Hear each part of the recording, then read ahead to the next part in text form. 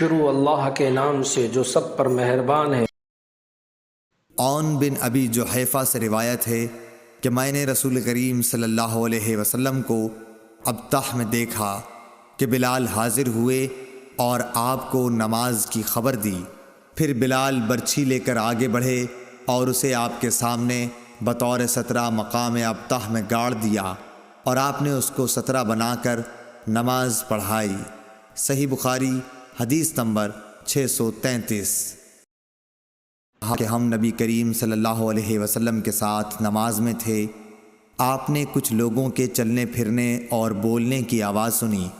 نماز کے بعد آپ نے دریافت کیا کہ کیا قصہ ہے؟ لوگوں نے کہا کہ ہم نماز کے لیے جلدی کر رہے تھے۔ آپ نے فرمایا کہ ایسا نہ کرو، بلکہ جب تم نماز کے لیے آؤ تو وقار اور سکون کو ملحوظ رکھو۔ نماز کا جو حصہ پاؤ اسے پڑھو اور جو رہ جائے اسے بعد میں پورا کر لو۔ صحیح بخاری حدیث نمبر 635۔ رسول اللہ صلی اللہ علیہ وسلم نے فرمایا کہ جب نماز کے لیے تکبیر کہی جائے تو اس وقت تک نہ کھڑے ہو جب تک مجھے نکلتے ہوئے نہ دیکھ لو۔ صحیح بخاری حدیث نمبر 637۔ کہ رسول اللہ صلی اللہ علیہ وسلم نے فرمایا کہ تکبیر ہو تو جب تک مجھے دیکھ نہ لو کھڑے نہ ہو اور آہستگی کو لازم رکھو۔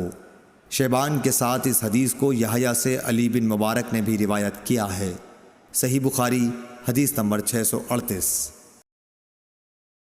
اللہ تعالی ہمیں ان احادیث مبارکہ پر عمل کرنے اور اپنی زندگیوں کو سنوارنے کی توفیق عطا فرمائے۔